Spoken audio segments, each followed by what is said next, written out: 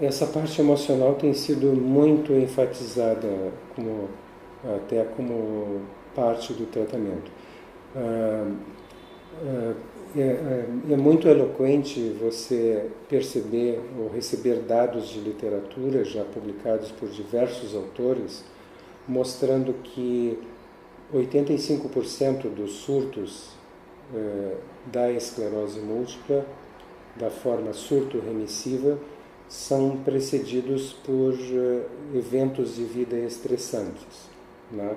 Que em geral ocorreram dentro dos 45 dias, do período de 45 dias que precedeu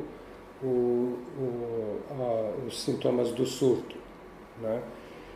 Então isso é muito eloquente, né? E extremamente elucidativo, exemplificador, enfatizador da importância desse fator emocional. Por que isso acontece? Porque isso acontece é uma coisa pouco conhecida, mas eu duvido que exista um único paciente portador de doença autoimunitária que não tenha percebido que toda vez que passa por um período de estresse emocional, ele identifique a exacerbação da doença, a piora dos sintomas da doença. Então, uma pessoa com artrite reumatoide passa por um período de problemas, seja profissionais, de origem profissional ou familiar ou afetiva, e ela nota a piora das dores articulares, o ressurgimento do processo inflamatório articular. Então, nós temos tentado entender isso e tentado passar para os pacientes uma ideia de como isso se processa, né? E é fácil você perceber que ao longo das gerações ou ao longo da evolução das espécies, né, sempre que vamos considerar, por exemplo, um dos nossos antepassados na pré-história. Imagine que essa pessoa está, eu tenho dito para os pacientes, atravessando o Vale dos Leões, né? Então ele sabe, segura a lança fortemente e sabe, está sob altíssimo nível de tensão emocional, porque ele sabe que ele pode ser atacado pelo predador a qualquer momento, né? Então é fácil imaginar que se ele for atacado pelo predador e conseguir sobreviver, ele vai ter provavelmente ferimentos que vão infeccionar, né? E é fácil entender que ao longo das gerações o nosso organismo desenvolveu um sistema de alerta ao sistema imunológico. Ou seja, se você está com um nível muito alto de tensão emocional, se repete aquela situação em que o sistema, diversas substâncias de natureza humoral são liberadas na circulação em decorrência desse estresse emocional, e elas atuam sobre o sistema imunológico como uma espécie de alarme sendo ligado. Então, um alto nível de tensão emocional, tal como ocorria na pré-história, em geral precedia a ocorrência de ferimentos que iriam infeccionar, fazem hoje em dia, mesmo sem a ocorrência dos ferimentos, mas por um estresse no trabalho, por um estresse familiar, por um estresse afetivo, né, você verifica que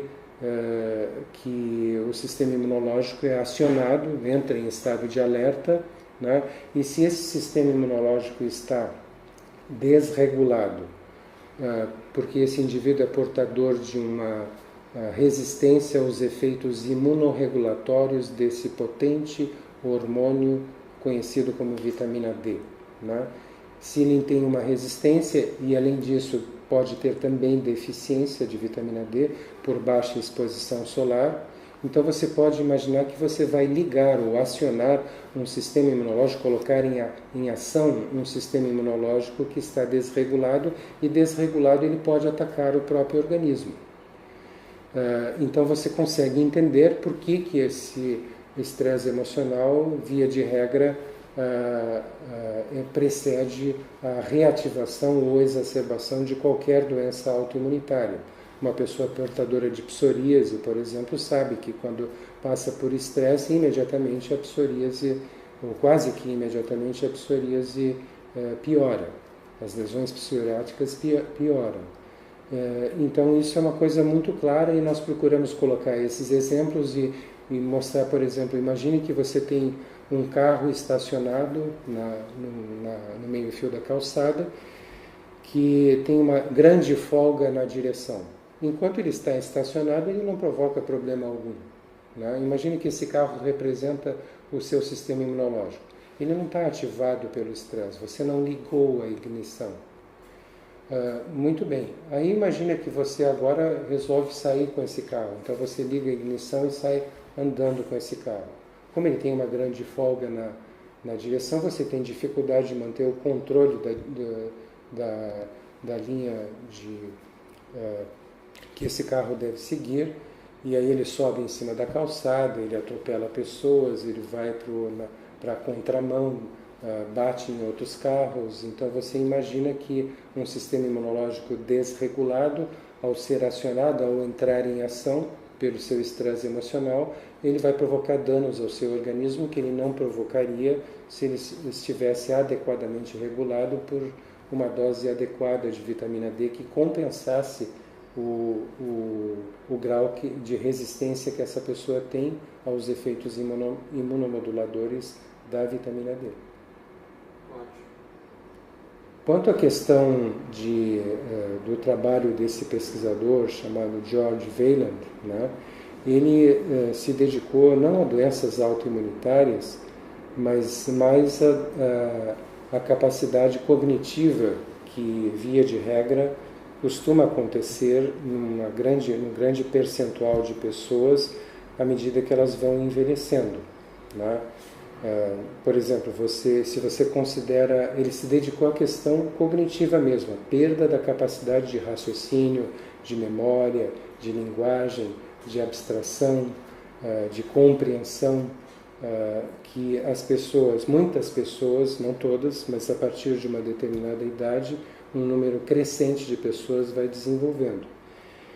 E ele, na realidade, herdou um trabalho inicial que outros pesquisadores da Universidade da Harvard, no departamento de psiquiatria, estavam executando, acompanhando pessoas e caracterizando o perfil psicológico, o comportamento emocional de centenas de pessoas a partir de uma determinada idade. Né? Chegou um determinado momento em que esses pesquisadores que estavam acompanhando essas pessoas, eles se aposentaram e esse pesquisador então retomou esse trabalho, George Wieland, como diretor de pesquisas do Departamento de Psiquiatria da Universidade da Harvard e tentou correlacionar o tipo de comportamento emocional, o perfil emocional das pessoas com a ocorrência de demência, de perda dessas capacidades nobres do sistema nervoso, do cérebro, a partir dos 80 anos de idade. Né? Então ele conseguiu demonstrar, através, então, fazendo e completando um dos estudos que foi um dos mais longos da história da medicina, ele conseguiu correlacionar o comportamento emocional com o risco de perder a capacidade cognitiva, de evoluir para um estado de demência.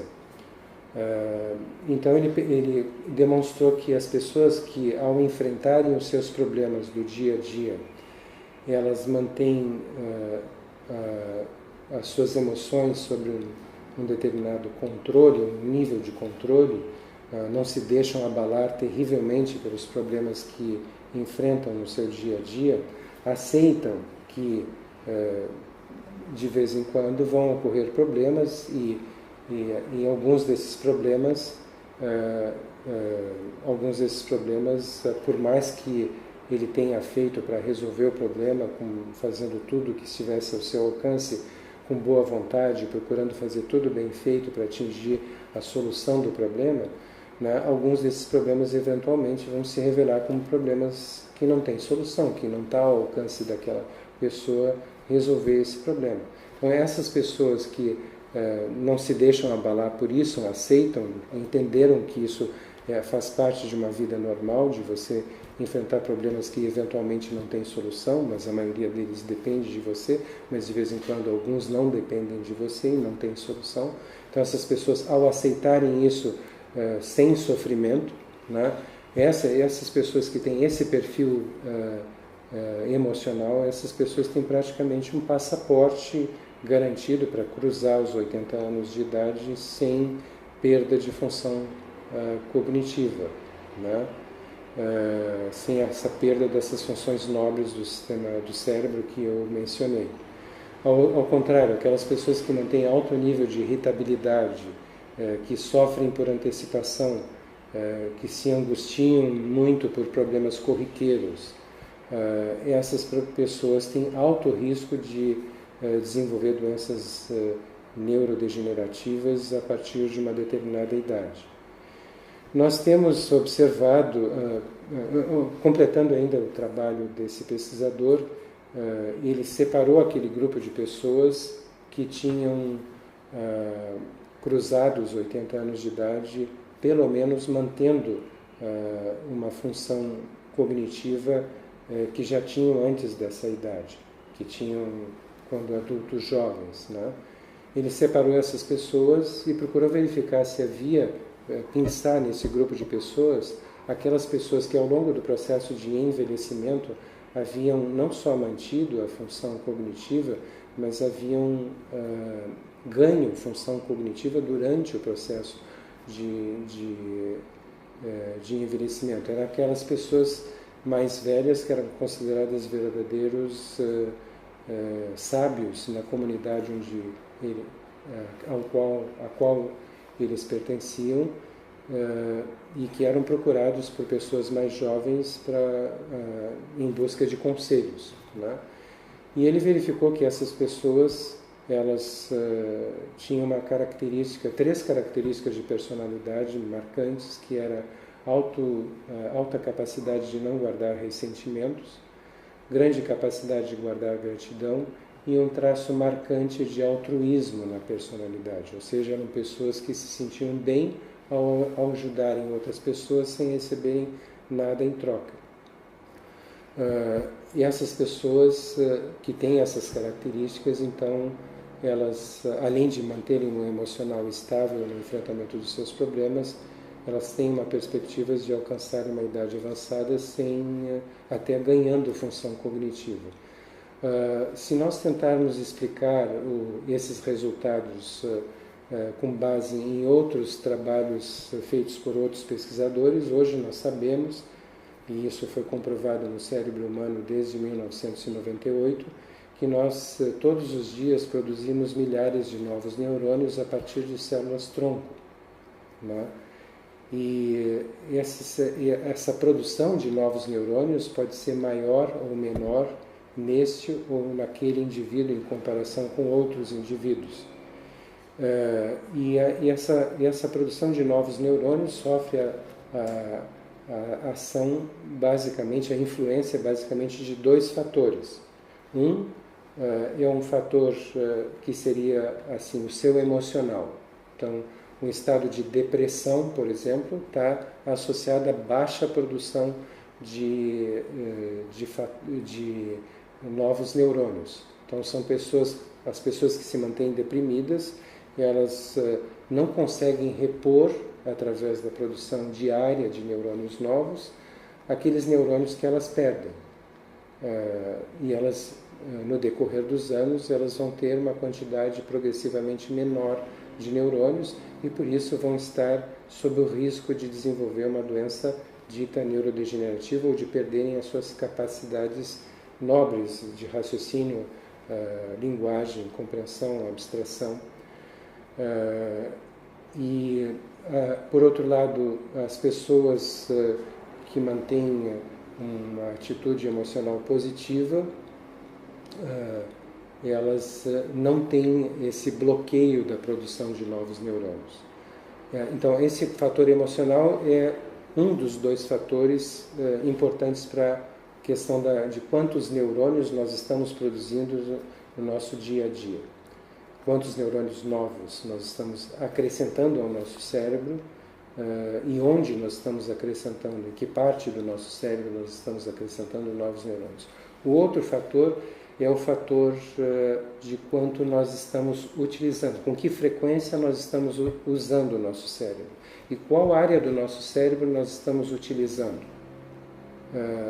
Então, se você, por exemplo, considera uma pessoa que adora música e está aprendendo a tocar piano, se ele é uma pessoa que pratica o ato de tocar piano a cada momento que lhe sobra no seu dia a dia, então essa frequência faz com que as áreas do cérebro que coordenam o movimento dos dedos, que percebem o tom das notas musicais, que acompanham o ritmo da música, essas áreas do cérebro, ao serem utilizadas com muita frequência, elas produzem substâncias que são sinalizadoras e que se difundem pelo tecido nervoso, atraindo novos neurônios recém-formados para integrarem os neurônios que já existem nessa área. De tal forma que, ao longo do tempo, essa pessoa vai estabelecendo nas áreas que ele necessita para executar o toque do piano, o uso do teclado, ele vai acrescentando mais e mais neurônios nessas áreas, estabelecendo uma rede neural muito mais rica, que é o que possibilita a esse indivíduo adquirir aquela habilidade. Se você for considerar uma pessoa que, por exemplo, chega aos 65 anos e se aposenta, e você tem dois tipos de indivíduos que atingiram essa situação. Um deles tem, por exemplo, uma personalidade altruísta muito forte, o outro nem tanto. Então você vai ver que o indivíduo que tem uma personalidade altruísta muito forte é uma pessoa que não vai se conformar em ficar em casa sem fazer nada, né? Então ele vai, por exemplo, buscar uma atividade de voluntariado, né? Nessa atividade de voluntariado, ele vai ter que enfrentar problemas e resolver problemas. Então veja, as áreas do cérebro que nós utilizamos para resolver problemas, para enfrentar situações, são áreas do cérebro que vão continuar produzindo aquelas substâncias sinalizadoras que chamam novos neurônios justamente para aquela área. Então você vai manter a sua capacidade de resolver problemas, porque você não está mantendo essas áreas que resolvem problemas inativas, elas estão mantendo a sua atividade. Então, ao longo do processo de envelhecimento, esse indivíduo vai continuar produzindo neurônios novos que vão repor os neurônios que eventualmente ele perca nessas áreas que solucionam problemas. E uma coisa muito importante, ao continuar mantendo o seu cérebro em atividade numa situação de voluntariado, por exemplo, essa pessoa vai continuar sentindo-se útil, né? E esse sentimento de utilidade sendo preservado vai manter a autoestima, e mantendo a autoestima, esse indivíduo vai ficar longe de um processo depressivo, né? Ao contrário, aquele indivíduo que não tem esse sentimento de altruísta tão importante e encara a época da aposentadoria como férias permanentes, ele na realidade está se iludindo, porque passam-se meses, talvez um ano ou dois, e esse indivíduo de repente percebe que ele perdeu o seu sentimento de utilidade. Ninguém mais necessita dele. Ele está apenas sendo uma pessoa que está sendo sustentado pela comunidade onde ele vive, através de uma aposentadoria. Então o que vai acontecer? No momento em que eu olho para mim mesmo e vejo assim, puxa, se eu desaparecer da face da Terra amanhã, ninguém vai sentir falta. Eu perco o meu sentimento de utilidade, e essa perda do sentimento de utilidade leva junto a minha autoestima, e eu fico vulnerável à depressão. Ficando vulnerável à depressão, eu estou prejudicando a produção de novos neurônios, ao mesmo tempo em que eu não estou demandando a produção de novos neurônios para que eles migrem para as áreas do cérebro que solucionam problemas. Então, pouco a pouco, eu produzo menos neurônios, por produzir uma quantidade menor de neurônios e por não chamar esses novos neurônios para as áreas do cérebro que solucionam problemas, essas áreas do cérebro que solucionam problemas vão tendo uma quantidade de neurônios cada vez menor. A população de células nervosas vai diminuindo progressivamente, justamente onde? Justamente nas áreas do cérebro que eu necessito manter ativas e eficazes na solução de dos problemas que eu devo enfrentar. Pouco a pouco, à medida que os anos vão passando, esse indivíduo vai tendo uma quantidade menor de neurônios e vai diminuindo nessas áreas e vai diminuindo a capacidade de solucionar problemas. Daqui a pouco passam-se, por exemplo, 5 anos e ele percebe que problemas que ele solucionava, entre aspas, com o pé nas costas, na época em que ele ainda trabalhava, não estava aposentado, agora ele não consegue ter ideia de como solucionar esses problemas. E o que começa a acontecer? Ele começa a ter receio, medo, pavor de que ele venha a desenvolver demência, doença de Alzheimer. E aí você acrescenta mais um fator emocional que vai contribuir ainda mais para a inibição da produção de novos neurônios. Ou seja, o medo da perda de funções cognitivas vai fazer com que esse indivíduo venha de fato a acelerar a perda dessas funções, levando a um ciclo vicioso que de fato pode levar esse indivíduo a um estado de demência. Né? Então, esse é uma forma que a gente tem de explicar os resultados desse pesquisador da Harvard, George Wayland, em que ele demonstrou que as pessoas que se mantêm ativas, e justamente por ter esse traço marcante de altruísmo na personalidade, se mantém o cérebro ativo na solução de novos problemas que se defrontam nessa atividade de voluntariado. Com quem eles se defrontam nessa atividade de voluntariado, essas pessoas mantêm as suas funções cognitivas e podem até melhorar a sua capacidade cognitiva à medida que vão envelhecendo. Só para fechar esse assunto, o senhor acha que dá para considerar essa transformação interior, por exemplo, de pacientes de doenças autoimunes que vão transformar a maneira como enxergar a vida, como lidar com seus problemas e passar a cultivar algumas dessas questões que o senhor falou, do altruísmo, da gratidão? Será que dá para imaginar que isso possa estar relacionado com uma eventual cura para essas doenças, inclusive? O senhor imagina isso de alguma maneira? Eu imagino que sim, porque nós temos verificado o quanto um estado emocional positivo ou negativo influencia a evolução dessas doenças, né? Nós temos vários exemplos, né, de pessoas que já tinham se estabilizado. Você mencionou pessoas que depois de um certo tempo, já tendo sequelas antigas, começam a fazer o tratamento e mesmo com essas sequelas antigas começam a regredir. Essas pessoas são as pessoas que mantêm o mais alto nível de positividade, de encarar o futuro de uma forma positiva, otimista, né? Você observa isso. E por outro lado, eu sinceramente não vi nenhuma pessoa que tenha buscado o nosso auxílio por qualquer doença autoimunitária que seja uma pessoa calma e tranquila. Isso parece ser, de fato, no nosso entender, quase um pré-requisito para uma pessoa desenvolver uma doença autoimunitária. Não é que, eu posso dizer que não é que ela seja uma pessoa estressada, mas ela pode ter se tornado uma pessoa estressada. E assim como isso pode ser um pré-requisito para ela desenvolver a doença, isso também pode ser um pré-requisito para sustentar a progressão da doença ou a atividade da doença, pelas razões que nós já consideramos relativas a essa questão do sistema imunológico.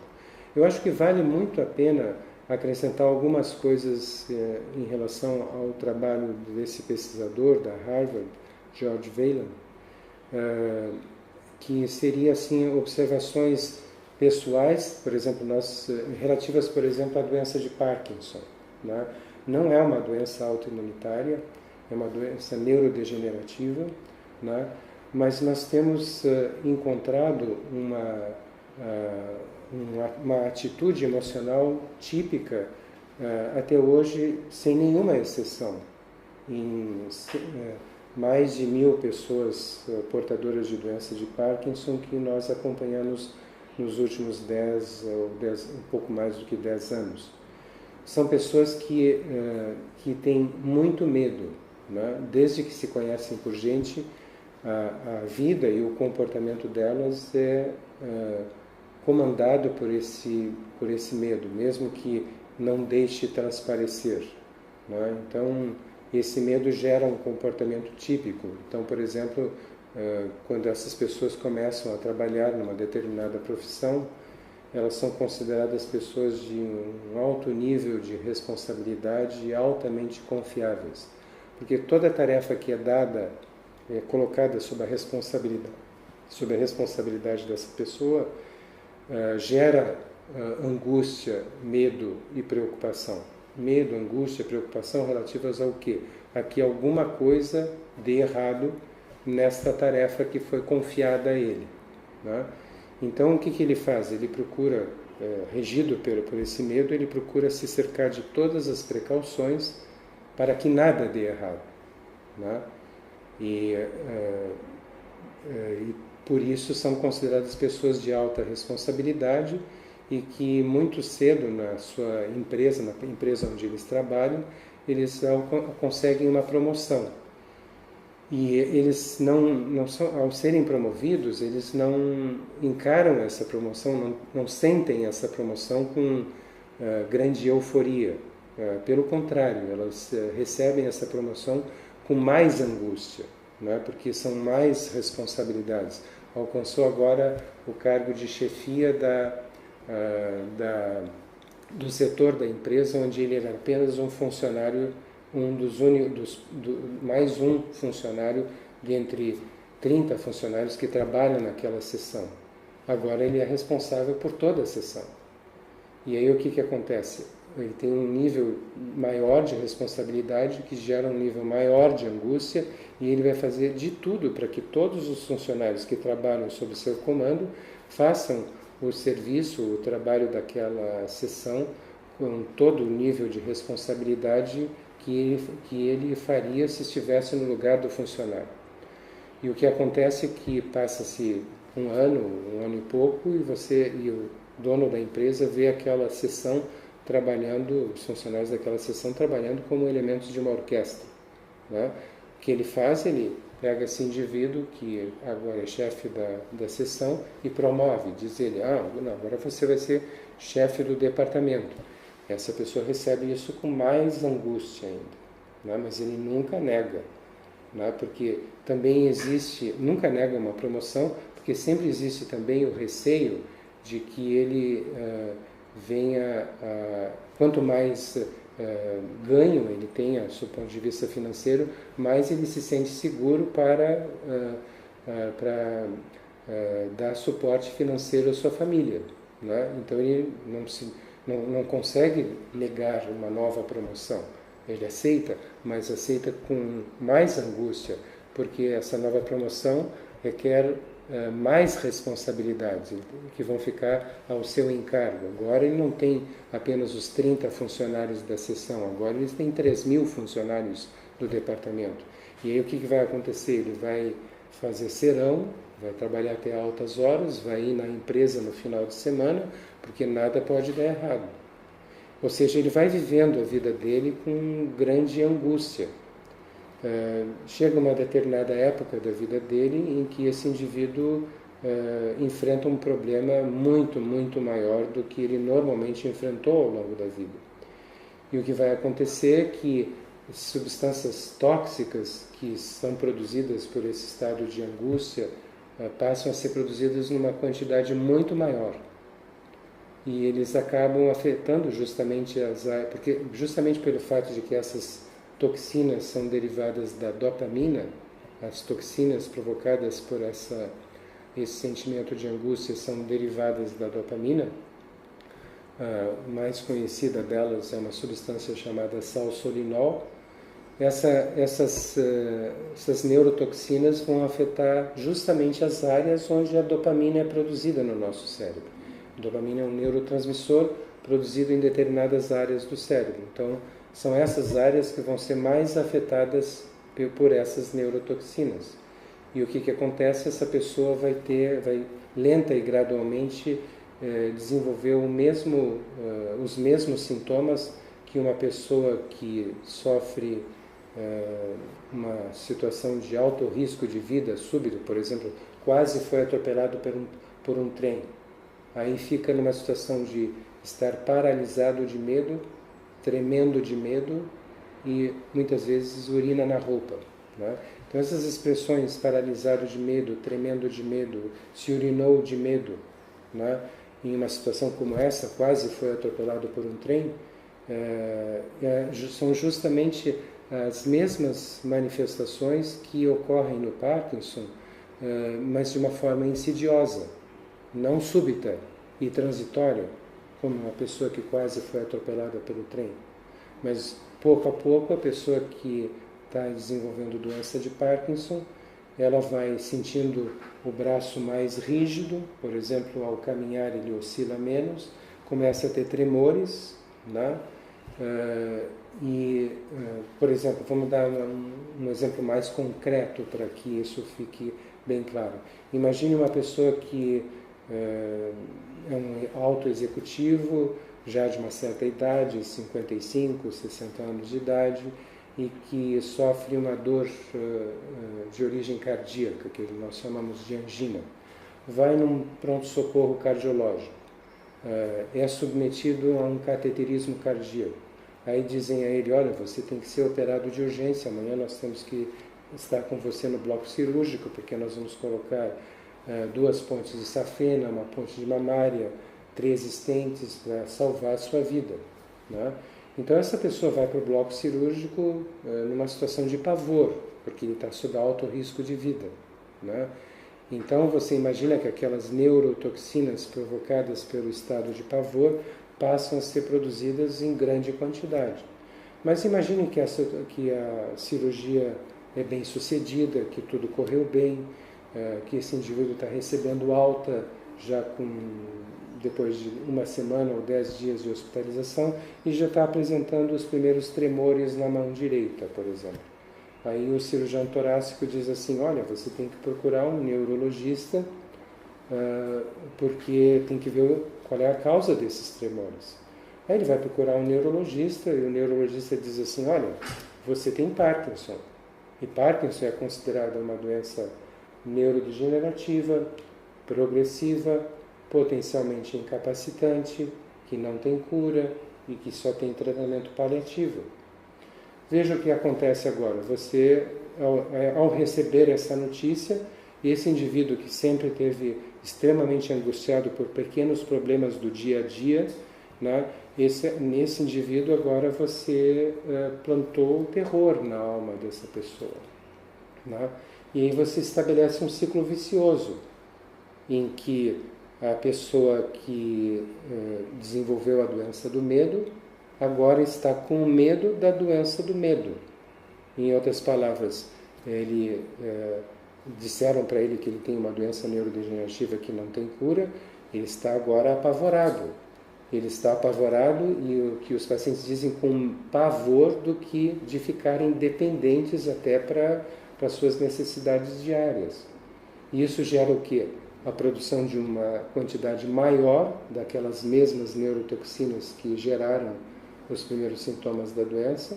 Então essa quantidade maior faz com que esse indivíduo piore das manifestações do Parkinson, porque ele expõe aquelas mesmas regiões do cérebro a uma concentração maior de neurotoxinas, e ele acaba então piorando da doença de Parkinson. E quando ele piora da doença de Parkinson, ele fica ainda mais apavorado, ele piora dos sintomas, produz mais neurotoxinas, fechando um ciclo vicioso que faz com que essa profecia de que se trata de uma doença que é neurodegenerativa, progressiva, potencialmente incapacitante, que só tem tratamento paliativo, que não tem cura, faz com que essa profecia se autossustente, né? E faz com que essa pessoa vá progressivamente piorando ao longo dos anos. Nós temos conversado muito com os pacientes com doença de Parkinson, nós temos percebido que aquelas pessoas que retiram, que conseguem desenvolver uma certa até indignação consigo mesmas, de saberem que elas é que estão provocando essa doença, né? E retiram a força dessa indignação, a força necessária para mudar o seu comportamento psicológico, o seu comportamento emocional, passando a ser pessoas mais serenas, tranquilas no enfrentamento dos seus problemas, né? Nós verificamos que essas pessoas experimentam regressão dos sintomas da doença de Parkinson. E dependendo do estágio onde elas se encontram, elas podem até ficar com mínimas manifestações do Parkinson ou quase nenhuma manifestação, ou nenhuma mesmo manifestação, sem a necessidade do uso das medicações paliativas que são tradicionalmente administradas pela doença de Parkinson. Então, nós dizemos para o paciente assim, a solução do problema está na sua mão. Eu gostaria que estivesse na minha mão, mas está na sua mão e requer que você aprenda uma lição de vida que não aprendeu ao longo de toda a sua vida, ao longo de décadas da sua existência, de 60 anos de existência, em que você não aprendeu a enfrentar os seus problemas com tranquilidade, com serenidade, né? E nós percebemos, nós temos centenas de casos que poderiam servir como exemplo, que as pessoas que mudam a sua atitude emocional, então passam a ser pessoas corajosas, tranquilas, serenas, inclusive sem medo da própria doença, do medo que seria a doença de Parkinson, né? Porque as pessoas com doença de Parkinson, a gente tem dito para os familiares entenderem como é que é o comportamento psicológico dessas pessoas, elas vivem a própria vida como se fossem protagonistas de um filme de terror. Elas são sempre apavoradas com qualquer coisa que possa surgir. Quando desenvolvem Parkinson, é o terror total, né? Que faz com que a doença piore. Então, nós temos dito, se você mudar o seu comportamento, se conseguir extrair da indignação de saber que você mesmo é que está provocando essa doença, conseguir extrair desta indignação a força necessária para mudar o seu comportamento psicológico, mesmo que eu não lhe passe absolutamente nenhuma prescrição, você vai ver essa doença regredir lenta e gradualmente. As prescrições que eu possa fazer podem auxiliar, mas você só vai conseguir auxiliar no sentido de acelerar essa regressão. Mas não vai haver essa aceleração e não vai haver essa regressão. Pelo contrário, vai até haver progressão, apesar do uso dessas medicações, se você não mudar o seu comportamento emocional. Passar a ser uma pessoa completamente diferente daquela que foi ao longo de 50 ou 60 anos da sua existência até agora. Os indivíduos que de fato conseguem retirar essa força da indignação de saberem que estão sendo consumidos na fogueira do próprio medo, né, estão se deixando carbonizar na fogueira do próprio medo, essas pessoas experimentam a regressão dessa doença.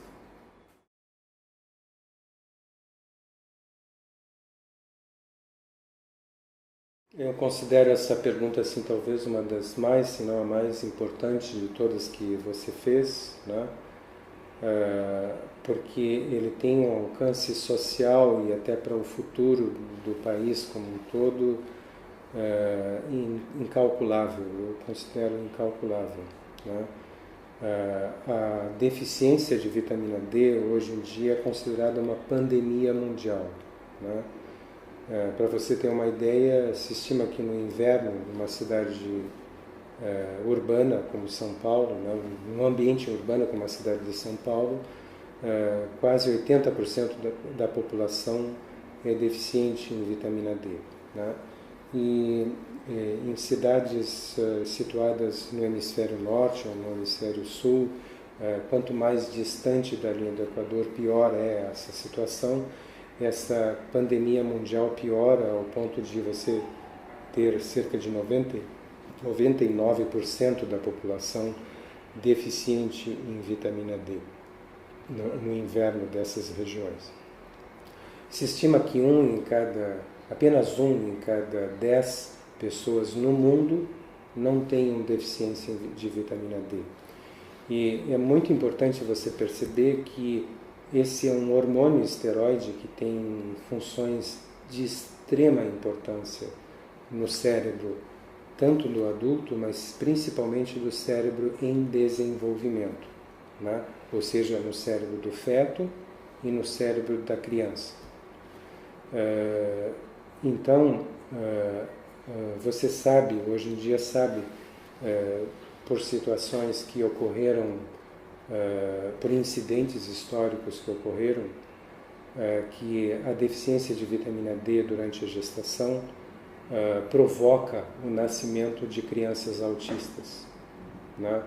E nunca houve tantas crianças autistas quanto nós estamos vendo no mundo atual. É interessante saber que, em uma determinada época, se não me engano, no início da década de 90, houve uma guerra civil na Somália, que ainda hoje perpetua suas consequências, e nós sabemos que as guerras que ocorrem em países da África, via de regra, são guerras genocidas, em que uma etnia procura dizimar as outras etnias para se tornar hegemônica naquele país. Então houve uma guerra civil na Somália, e o que aconteceu é que milhares de pessoas fugiram daquele país naquela época e foram aceitas como refugiados em algumas cidades do mundo. Uma das cidades que aceitou um dos maiores números uma quantidade maior de refugiados foi Estocolmo, na Suécia. Então, eles formaram uma comunidade somali em Estocolmo, na Suécia. Pouco tempo depois da formação dessa comunidade de refugiados, os médicos suecos começaram a perceber uma verdadeira epidemia de nascimento de crianças com autismo na comunidade somali de Estocolmo. E os médicos suecos literalmente viraram do avesso, em termos de exames laboratoriais, as gestantes da comunidade somali para saber por que elas estavam dando à luz a crianças que desenvolviam características autistas, né? E a única coisa que eles encontraram foi níveis praticamente indetectáveis de vitamina D. Então, esse foi o primeiro incidente, foi um incidente que chamou a atenção dos pesquisadores da área da vitamina D para a grande, fundamental importância da vitamina D no desenvolvimento do cérebro da criança. Então, isso se tornou um problema sério no mundo inteiro atualmente, né? O que aconteceu naquela comunidade somali, né? Hoje, os pesquisadores aceitam como verdade constatada e demonstrada cientificamente que todos nós somos descendentes do negro africano, né? E que, à medida que o homem migrou do ambiente da África com grande exposição, abundante exposição solar, né? E se instalou em uma área mais distante do Equador, passou a ocorrer um processo de seleção natural, em que as crianças que nasciam com uma alta pigmentação na pele, elas não conseguiam produzir a quantidade de vitamina D por exposição solar que era necessária para que mantivessem a sua saúde, para que não desenvolvessem, por exemplo, como a vitamina D é fundamental para o sistema imunológico, elas morriam por infecções na infância. ou por doenças autoimunitárias na infância, ou por cânceres, porque a falta de vitamina D provoca câncer. Existem mais de 500 mil de publicações a respeito do papel desse hormônio esteroide na prevenção de câncer. Infelizmente não existe praticamente nenhuma menção no livro do oncologista, mas existe mais de 500 mil de publicações a respeito do papel da vitamina D na prevenção de câncer. Ou seja, aquelas crianças que nasciam já na população localizada já um pouco distante da linha do Equador, mantendo alta pigmentação da pele, elas não chegavam à idade adulta, elas morriam por diversas doenças na infância. Ao contrário, aquelas crianças que, ao nascerem, apresentavam uma mutação que havia clareado a pele, essas crianças conseguiam absorver a radiação solar mais rarefeita daquela região para conseguirem produzir a quantidade suficiente de vitamina D para manter a sua saúde, para evitarem todas essas doenças que eu mencionei e outras ainda, né? Então elas chegavam à idade, elas conseguiam atingir a idade adulta e passavam os seus genes para a geração futura, né? E o que acontecia? À medida que o tempo havia passado, havia um clareamento da pele em toda aquela população. Tendo havido esse clareamento da pele, esses indivíduos conseguiam migrar para uma área ainda mais distante da linha do Equador. E de novo se repetia o mesmo processo de seleção natural. Aquelas crianças que nasciam com um clareamento ainda maior da pele, elas conseguiam atingir a idade adulta e passavam seus genes para a geração futura, ao contrário do que acontecia com as crianças que mantinham uma pigmentação ainda excessiva para aquela disponibilidade de radiação solar que ocorria naquela região. Então, se você, por exemplo, observar o que acontece na Europa, você olha para o sul da Itália, para a área da Calábria, para a ilha da Sardenha, você encontra lá pessoas com pigmentação de pele bastante evidente. À medida que você vai subindo em direção ao Círculo Polar Ártico, né, você vai encontrando populações com pele cada vez mais claras. Você chega na Escandinávia, na Islândia, e você encontra apenas pessoas loiras, de olho azul, pele extremamente clara, porque isso foi uma adaptação que aconteceu ao longo das gerações, aconteceu ao longo dos milênios, né, que fizeram com que essas pessoas conseguissem sobreviver naquela região com baixa radiação solar, graças ao clareamento da pele que permitia a penetração dos raios solares e a produção de quantidades razoáveis de vitamina D. Então essas pessoas conseguiam se adaptar. O clareamento da pele foi uma adaptação do homem a áreas mais distantes da linha do Equador, né? E agora você pega isso que eu lhe contei e coloca a situação das pessoas que subitamente migraram, pulando anos de adaptação, né? Migraram para a área perto do Círculo Polar Ártico e passaram a viver em Estocolmo, com uma grande pigmentação da pele. Então, pessoas que não estavam habituadas ao frio daquela região, então tinham dificuldade de se expor ao frio, né? Então ficavam muito confinadas a um ambiente entre quatro paredes, sem exposição solar, e mesmo que se expusessem ao sol, a quantidade de radiação solar era insuficiente devido à alta pigmentação da pele que bloqueava a penetração dos raios solares. Essa exposição solar naquela região era insuficiente para produzir quantidades adequadas de vitamina D. O que aconteceu com essas pessoas? Gestantes com níveis inadequados, muito baixos, quase indetectáveis ou indetectáveis de vitamina D, davam à luz a crianças autistas porque essas crianças se desenvolveram dentro do útero materno, desenvolveram seu cérebro com níveis níveis muito, muito baixos de vitamina D. Então o desenvolvimento cerebral dessas crianças foi altamente prejudicado por falta desse hormônio esteroide, que é absolutamente imprescindível para o nosso sistema nervoso central, principalmente para as pessoas que são mais vulneráveis à falta desse hormônio, que é as pessoas que estão tendo o seu cérebro em desenvolvimento. Aí você coloca nesse contexto a questão da pandemia mundial, em que 9 dentre cada 10 indivíduos no mundo são deficientes em vitamina D. Imagina a questão das gestantes, como é que fica, né? Então isso está dando origem a crianças que ao nascerem se mostram um comportamento autista, né?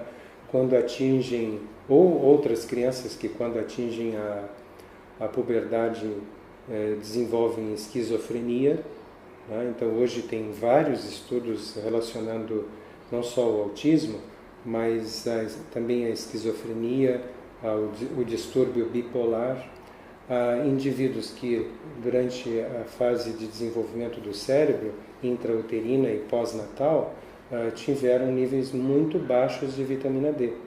Então, crianças, estudos foram feitos demonstrando que crianças que nasceram de mães com níveis baixos de vitamina D têm alto risco de desenvolver esquizofrenia na adolescência, distúrbio bipolar quando adultos, né?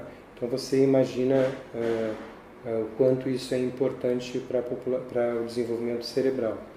Ao contrário, o que está se verificando é que se você dá uma dose realista de vitamina D para uma gestante, e o que é uma dose realista, né? É uma dose de 10.000 unidades por dia para a gestante, que é uma dose que você produz por 20 a 30 minutos de exposição solar, dependendo do horário em que você está exposto ao sol, sem uso de protetor solar, deixando pelo menos os braços e pernas expostos à luz direta do sol. Você produz facilmente essa quantidade de vitamina D. Então, se você dá essa dose realista, e não a dose que foi produto de um erro de cálculo, e que é utilizada pela grande maioria dos médicos, não só no Brasil, mas em todo o mundo, porque ela foi aconselhada por um instituto denominado Instituto de Medicina, ou Institute of Medicine, nos Estados Unidos. E essa dose que foi aconselhada, que foi aconselhada como 600 unidades por dia, é hoje demonstrada como sendo uma dose absolutamente insuficiente para tirar qualquer indivíduo da deficiência de vitamina D. Utilizando os mesmos dados que foram usados na década passada pelo Instituto de Medicina, ou Institute of Medicine, se você preferir, já 2 publicações feitas por pesquisadores da área de vitamina D altamente qualificados demonstraram que isso foi um produto de um erro de cálculo e que a dose mínima que deveria ter sido aconselhada para tirar um indivíduo adulto da deficiência deveria ser de 7.000 unidades e provavelmente, idealmente, 10.000 unidades. Então, na realidade, o que está acontecendo? Em decorrência desse erro de cálculo, os médicos em todo o mundo estão administrando para as gestantes, inclusive aqui no Brasil, doses baixíssimas de vitamina D. E o que eles fazem? Eles não medem, os médicos que administram a dose diária recomendada, eles não medem os níveis de vitamina D. Eles aplicam a lógica e dizem assim, se foi recomendada, se a dose internacionalmente recomendada é de 600 unidades, esse meu paciente tem que estar com uma dose, com um nível normal de vitamina D. Então, para que eu vou pedir um exame de laboratório para confirmar se eu estou usando a dose recomendada? E aí ele não vai nunca saber que o seu paciente continua deficiente em vitamina D. Mesmo que passe meses tomando essa dose diária de 600 unidades, vai continuar deficiente em vitamina D. E agora, em publicações que surgiram no final de 2014 e no início de 2015, está demonstrado que isso foi um produto de erro de cálculo. Ou seja, em decorrência desse erro de cálculo, você tem uma quantidade enorme de crianças nascendo em todo o mundo com autismo e desenvolvendo autismo e depois mais tarde desenvolvendo esquizofrenia. Então você imagina o quanto de sofrimento isso está se impondo à população em decorrência desse erro de cálculo. E nós ficamos extremamente preocupados pensando assim, agora isso estando demonstrado que foi um erro de cálculo, quanto tempo vai passar? Anos talvez, para que os médicos percebam que eles foram mal informados. Principalmente os obstetras não estão dando doses que deveriam dar para retirarem a gestante que está sob seus cuidados da deficiência de vitamina D, com profundas e lamentáveis consequências para o futuro desse indivíduo e, por extensão, para o futuro de um país inteiro. Ao administrarmos doses realistas de vitamina D, que são doses que, como eu disse, podem ser produzidas por 20 a 30 minutos de exposição solar sem protetor solar, deixando pernas e braços expostos ao sol, num horário adequado, entre 10 da manhã e 4 da tarde, apenas alguns minutos, insuficiente para deixar sequer a pele discretamente avermelhada e, portanto, insuficiente para produzir câncer de pele. Mas se você der essa dose por via oral para gestantes todo dia, o que nós temos observado é relatos impressionantes das mães que voltam ao nosso consultório com a criança já com alguns meses ou um ano de idade ou até mais. Então nós temos relatos de mães que dizem assim, doutor, estou impressionada, o meu bebê com 1 mês estava gargalhando. Outra mãe diz assim, doutor, a minha bebê assustou o pediatra. E aí eu pergunto, mas como assustou o pediatra? Doutor, o pediatra foi fazer aquele teste, estalando os dedos no lado do ouvido para ver se a criança olhava, teste de audição, e a criança olhou para o dedo do pediatra, olhou para o pediatra, aí o pediatra fez do outro lado, ela olhou também, olhou para o pediatra, estendeu a mãozinha e tentou estalar os dedos, né, com 10 meses de idade. Então a gente tem visto um desenvolvimento psicomotor incrível nessas crianças. Então você imagina, né, o impacto que teria, né, se nós tratássemos adequadamente essa pandemia mundial, porque 9 dentre cada 10 pessoas no mundo com deficiência de vitamina D, você imagina a quantidade de crianças que nós que estão hoje nascendo do Brasil e que poderiam, no mundo inteiro, não só no Brasil, mas nós estamos considerando o país que está sob a nossa responsabilidade,